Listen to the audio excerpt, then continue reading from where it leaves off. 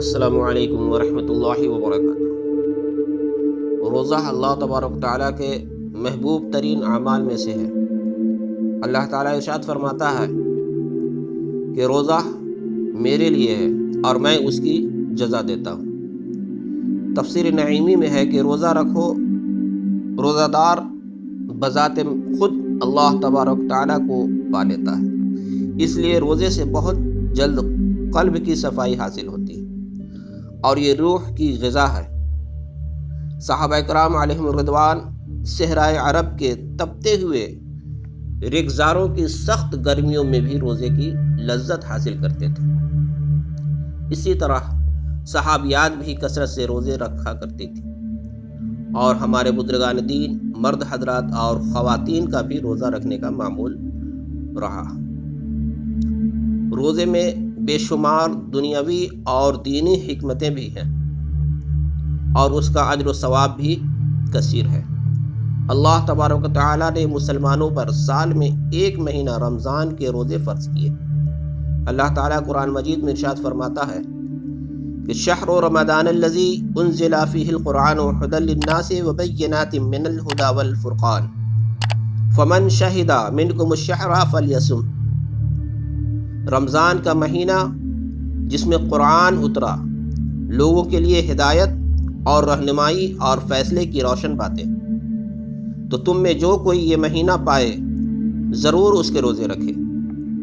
رمضان کے روزے فرض کرنے میں بھی بہت بڑی حکمت ہے، جیسا کہ قرآن پاک میں ارشاد ہے یا ایھا الذین آمنوا کتب علیکم الصیام کما کتب علی الذین من قبلکم لعلکم تتقون۔ اے ایمان والو، تم پر روزے فرض کیے گئے جیسے اگلوں پر فرض ہوئے تھے کہ کہیں تمہیں پرہیزگاری ملے۔ اس لیے ہر مسلمان کو چاہیے کہ رمضان المبارک کے فرض روزے ضرور رکھے، اس کی بھی بڑی فضیلت ہے۔ روزے کے عربی میں معنی ہے صوم، یعنی روزے کو صوم کہتے ہیں، جس کا معنی ہے کہ رک جانا۔ چونکہ بندہ روزے میں اللہ تعالیٰ کی خوشنودی کے لیے نفس کی چاہتوں کو ترک کر دیتا ہے، اس لیے اس کو روزہ کہا جاتا ہے۔ شرعی اصطلاح میں صبح صادق سے لے کر غروب آفتاب تک اپنے آپ کو کھانے پینے سے اور جمع سے روکنے کا نام روزہ ہے۔ ماہ رمضان کی کس قدر فضیلت ہے، اس کا اندازہ اس حدیث پاک سے ہوتا ہے کہ مدینے کے سلطان رحمت عالمیان صلی اللہ تعالی علیہ وسلم کا فرمان ہے کہ جب ماہ رمضان کی پہلی رات آتی ہے تو آسمانوں اور جنت کے دروازے کھول دیے جاتے ہیں اور آخر رات تک بند نہیں ہوتے۔ جو کوئی بندہ اس ماہ مبارک کی کسی بھی رات میں نماز پڑھتا ہے تو اللہ تعالیٰ اس کے ہر سجدے کے عوض اس کے لیے 1700 نیکیاں لکھتا ہے، اور اس کے لیے جنت میں سرخ یاقوت کا گھر بناتا ہے جس میں 70,000 دروازے ہوں گے، اور ہر دروازے کے دونوں پٹ سونے کے بنے ہوں گے جس میں یاقوت سرخ جڑے ہوں گے۔ بس جو کوئی ماہ رمضان کا پہلا روزہ رکھتا ہے تو اللہ عز و جل مہینے کے آخر دن تک اس کے گناہ معاف فرما دیتا ہے، اور دوسرے رمضان تک اس کے لیے کفارہ ہو جاتا ہے۔ اور ہر وہ دن جس میں یہ روزہ رکھے گا، اس ہر روزے کے بدلے میں اس 1000 سونے کا درخت 1000 سونے کے دروازوں والا محل جنت میں عطا ہوگا، اور اس کے لیے صبح سے شام تک 70,000 فرشتے دعائے مغفرت کرتے رہتے ہیں۔ رات اور دن میں جب بھی وہ سجدہ کرے گا، اسے ہر سجدے کے عوض جنت میں ایک ایسا درخت عطا کیا جائے گا کہ اگر اس کے نیچے ایک گھوڑا سوار 100 برس تک بھی چلے تو پھر بھی اس کے ایک درخت کے دوسرے سرے تک نہ پہنچ سکے گا۔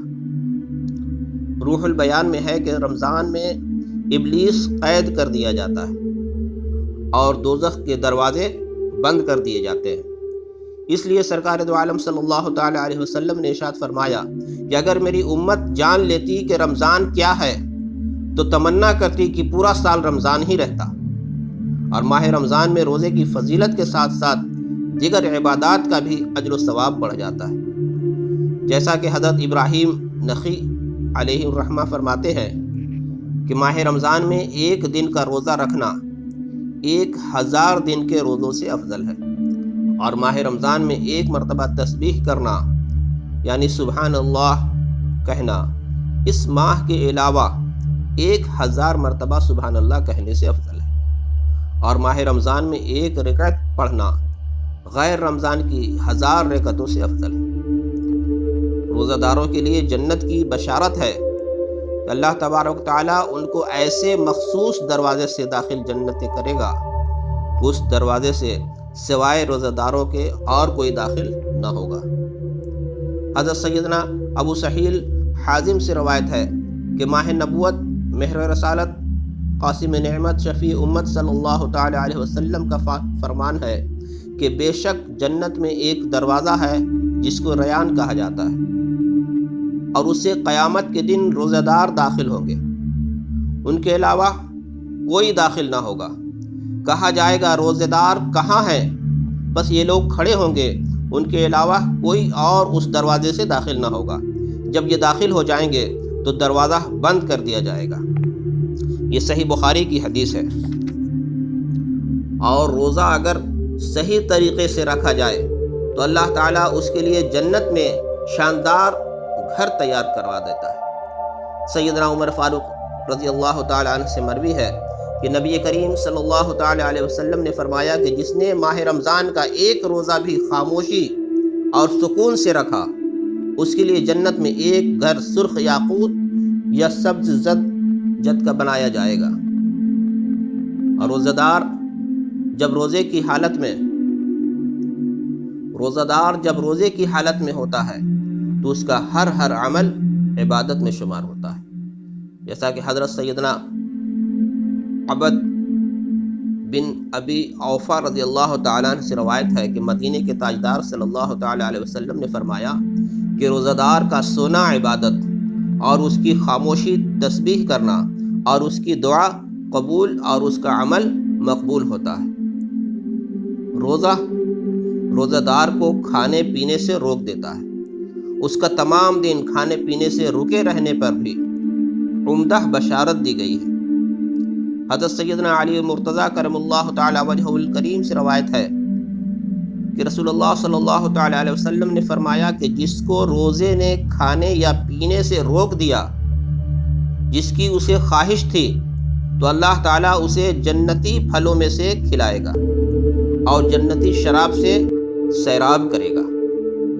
حضرت سیدنا عبداللہ ابن عباس رضی اللہ تعالیٰ عنہ سے مروی ہے کہ مالک جنت ساقی کوثر محبوب رب عز و جل صلی اللہ تعالی علیہ وسلم کا فرمان کہ قیامت والے دن روزے داروں کے لیے سونے کا ایک دسترخوان رکھا جائے گا، حالانکہ سب لوگ حساب و کتاب کے منتظر ہوں گے۔ روزے دار پڑھ کر جھوم جائیں گے کہ ان کے لیے کیسی پیاری بشارت ہے۔ انہیں سونے کے دسترخوان پر بیٹھایا جائے گا، اور وقت بھی ایسا کہ جب ہر کوئی روزہ دار کے علاوہ حساب و کتاب کے لیے فکر مند ہوگا۔ سورج سوا نیزے پر ہوگا، زمین تانبے کی مانند دہک رہی ہوگی، نفسا نفسی کا عالم ہوگا، لوگ حساب و کتاب میں ہوں گے، اور دیکھنے والے کو تعجب ہوگا کہ کیا یہ وجہ ہے کہ یہ کھا رہے ہیں اور ہم حساب میں ہیں؟ جواب دیا جائے گا کہ یہ لوگ رمضان میں روزے رکھتے تھے اور تم کھاتے تھے۔ تو ناظرین، امید ہے کہ آج کی یہ ویڈیو آپ لوگوں کو پسند آئی ہوگی۔